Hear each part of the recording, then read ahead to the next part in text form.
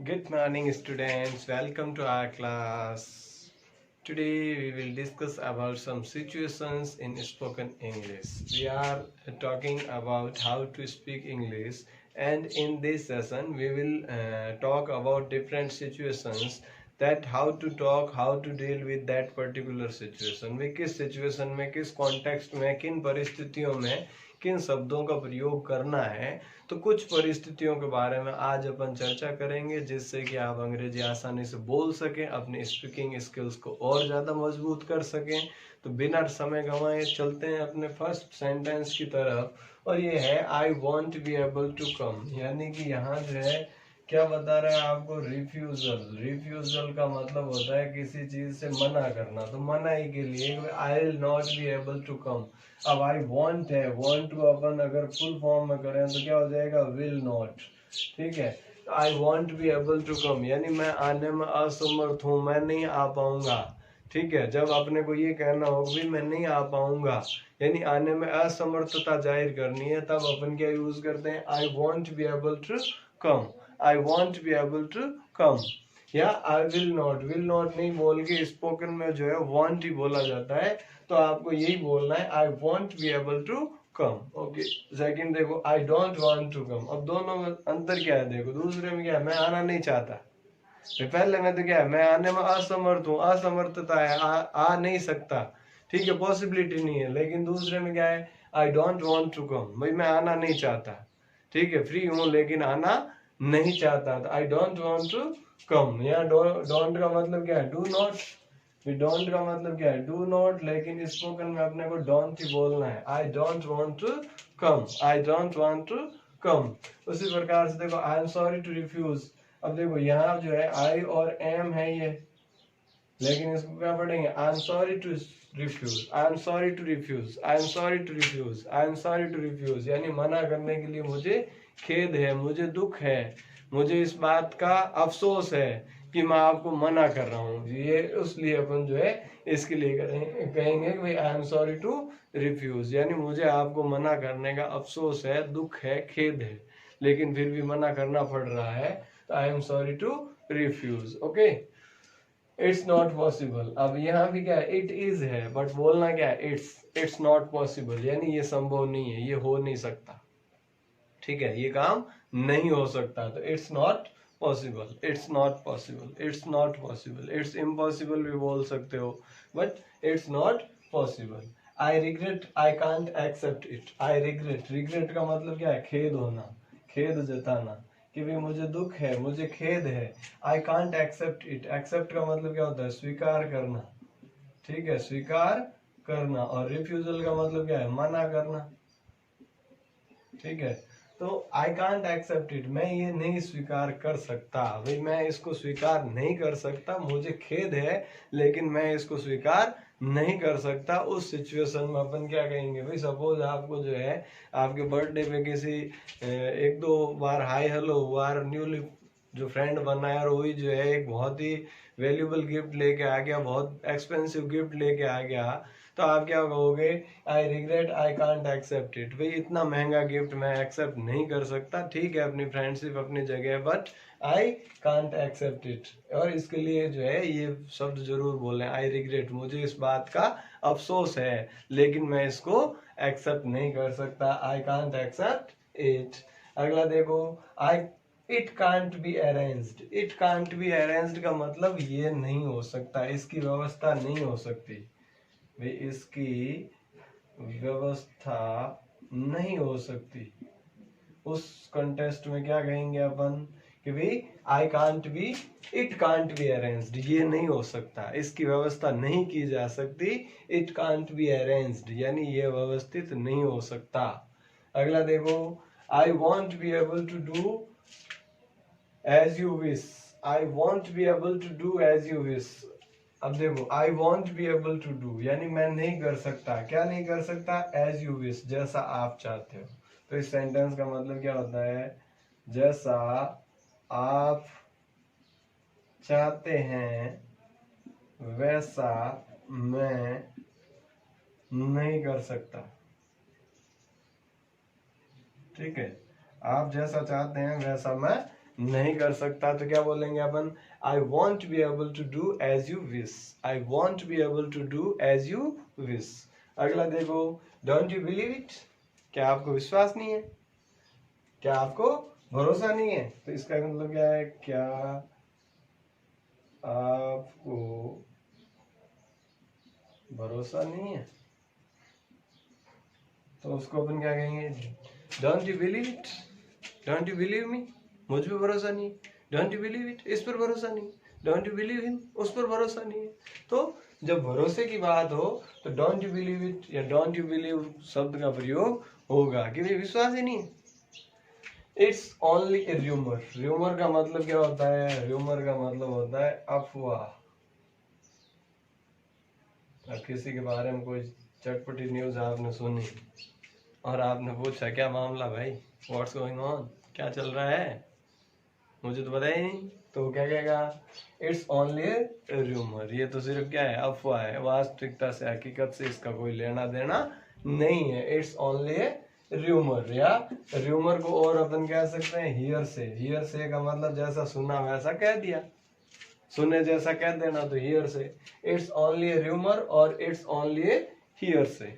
ठीक है, अगला देखो, I have full faith in him, I have full faith, faith का मतलब क्या होता है, विश्वास या भरोसा।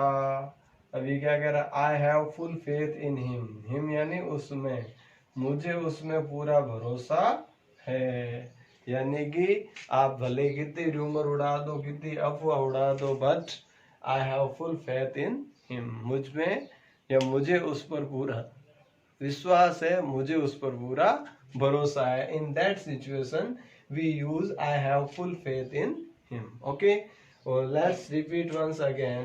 I won't be able to come, I don't want to come, I'm sorry to refuse, it's not possible, I regret I can't accept it, it can't be arranged, I won't be able to do as you wish, don't you believe it, it's only a rumor or it's only a hearsay, I have full faith in him.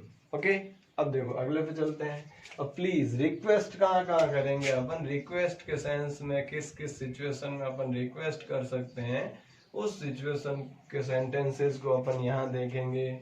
For पहला देखो, for example please wait, यानी कृपया इंतजार करें, थोड़ी देर रुकें, I am coming, मैं आ रहा हूँ, तब तक आप वेट करें। तो प्लीज वेट का मतलब इंतजार करें। प्लीज कम बैक, वापस आ जाओ। अब मान लो जो है आपने 6 बजे का टाइम दिया, 6:10 तक वेट किया उसने और चला गया। अब आप आए, आते ही वापस कॉल किया, प्लीज कम बैक, वापस आ जाए, यार मैं अब आ गया, लेट हो गया, तो प्लीज कम बैक यानी वापस आ जाओ। प्लीज कम हियर, इधर आओ, कृपया इधर आओ।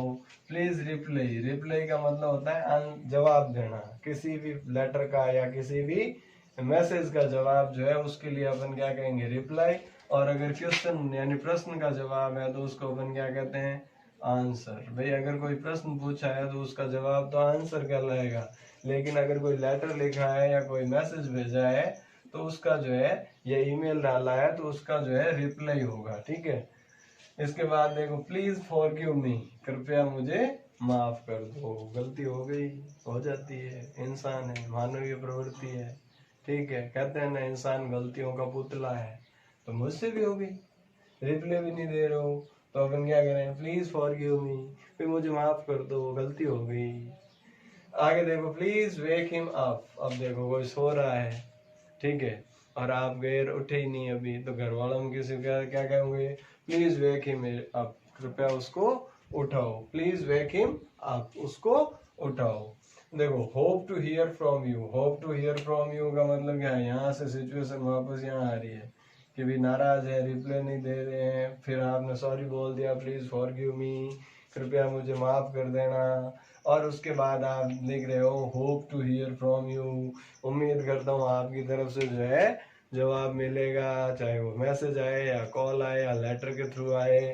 तो इसका मतलब सामने वाले पे ये डाल दिया जाए कि भाई मैं उम्मीद कर रहा हूँ कि आपका जवाब जरूर आएगा या आपकी तरफ से जो है कोई समाचार जरूर आएगा, तो उस संदर्भ में ये कहेंगे hope to hear from you. Okay, अगला देखो, will you do me a favour, will you do me a favour यानी मुझ पे एक एहसान करोगे, या मेरी एक बात मानोगे, या एक मेरी बात करोगे, मेरा कहना मानोगे। इस सेंस में अपन क्या कहेंगे, will you do me a favour, will you do me a favour, यानी मेरी बात मानोगे, मेरा विश्वास करोगे, या मेरा मुझ पर एक एहसान करोगे। इस सेंस में अपन कहते हैं will you do me a favour. अब देखो let me work, let me work का मतलब मुझे काम करने दो, डिस्टर्ब मत करो प्लीज, मुझे अपना काम करने दो। तो लेट मी वर्क यानी मुझे अपना काम करने दो। लेट मी सी, अब कोई भी चीज जो है आप कर रहे हो, जैसे मान लो कोई मशीनरी भी है गड़बड़ हो गई और आपने कोशिश की ठीक नहीं हुआ, तब तो कोई दूसरा है यार वो आगे क्या कहता है, लेट मी सी, मुझे देखने दो, मुझे करने दो, हो सकता है मैं कुछ कर सकूं। तो जब लेट मी सी यानी मुझे करने दो, इस सेंस में अपन क्या यूज करेंगे, लेट मी सी, लेट मी सी। अब देखो let them relax, let him relax, let me relax, किसी के लिए भी यूज कर सकते हो कि भाई उसको आराम करने दो, उनको आराम करने दो, मुझे आराम करने दो। तो रिलैक्स का मतलब क्या होता है, आराम करना, ठीक है। इसके बाद देखो प्लीज गिव मी, अब कुछ भी मांग सकते हो, please give me a pen, please give me, जो कुछ भी आप मांगना चाह रहे हो तो उसके लिए क्या होगा, प्लीज गिव मी। इसके बाद देखो प्लीज रिपीट, प्लीज रिपीट का मतलब जब कोई बात आपको समझ में नहीं आए, ठीक है, भाई उसने सामने वाले ने कुछ बोला बट आपको पल्ले नहीं पड़ा, नहीं समझ आया क्या बोला, तो आप क्या बोलोगे, प्लीज रिपीट, यानी आगे एक बार वापस दोहराएं, आप जो भी आपने कहा है प्लीज रिपीट यानी इसको वापस दोहराएं। तो इस सेंस में यूज होगा प्लीज रिपीट। अगला देखो could you move a little, could you move a little, could you move a little का मतलब क्या है, तो क्लास में देखो 4 जने की बेंच है, 3 जने बैठे हुए हैं, आप थोड़े लेट पहुंचे, तीनों आराम से बैठे हैं।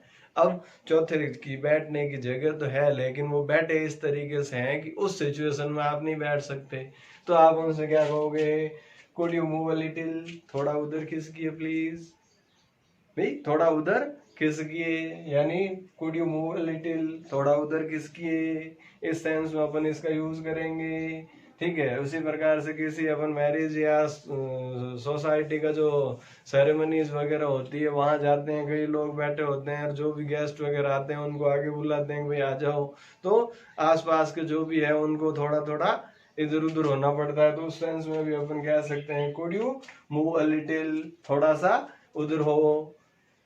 इसके बाद देखो can you see me tomorrow, क्या आप मुझे कल मिल सकते हैं, कैन यू, कैन का प्रयोग हुआ है मतलब कि इसके इनफॉर्मल है, या तो आपका हम उम्र है, या आपका कलीग है, या आपका जो है क्लोज फैमिली में है, तो उससे आप पूछ रहे हो कि भाई can you see me tomorrow, क्या आप मुझे कल मिल सकते हो, क्या तुम कल मिलोगे। अब यहाँ ये पूछ नहीं रहा है क्या तुम मिल सकते हो, बल्कि ये कह रहा है कि भाई कल तुम मुझे मिलना, ठीक है, यही कहना चाह रहा है, can you see me tomorrow यानी कल मिलेंगे, कल मिलना तुम मुझे। अगला देखो will you please open the window, will you please open the window का मतलब क्या है, कृपया खिड़की खोलें, will you please open the window यानी कृपया खिड़की खोलें, कृपया खिड़की खोलें, will you please open the window. और उसके बाद देखो all are requested to come, you are requested to come, C is requested to come, तो जिससे भी अपन निवेदन कर रहे हैं कि भाई आप सबसे निवेदन है आप सभी आए, समय पर पहुंचे, या यहाँ इस ओकेजन पे आए, किसी भी चीज के लिए रिक्वेस्ट कर रहे हैं उनको इनवाइट कर सकते हो रिक्वेस्ट सेंस में।